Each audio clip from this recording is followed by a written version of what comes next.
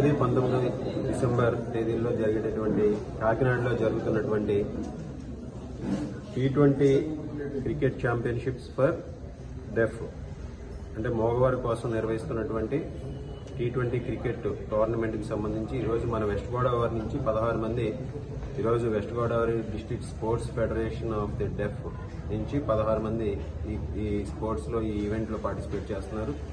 ఈ ఛాంపియన్షిప్స్ కోసం పార్టిసిపేట్ చేస్తున్నటువంటి వారి అందరికీ కూడా ప్రయాణ ఖర్చులు కానీ అక్కడ ఉన్నటువంటి ఖర్చుల కోసం వారికి టీ షర్ట్స్ ఇటువంటి డ్రెస్సెస్ కోసం కానీ 24,000 రూపాయలు ఈరోజు వారికి ఆర్థిక సహాయం అందించడం జరిగింది. ఈరోజు ముఖ్యంగా సమాజంలో ఈరోజు ఒక నిర్లక్ష్యతకి గురవుతున్నటువంటి ఇటువంటి వారి కోసం ప్రభుత్వం ఎప్పటికప్పుడు అన్ని చర్యలు తీసుకుని వారిని అన్ని విధాలుగాను ప్రోత్సహిస్తుంది. సమాజంలో ప్రతి ఒక్కరూ కూడా ఇటువంటి వారి పట్ల మనందరం కూడా సానుభూతితో ఉంది. ప్రతి ఒక్కరు కూడా వారికి అన్ని విధాలుగాను కూడా అండగా నిలవాల్సినటువంటి అవసరం ఉంది.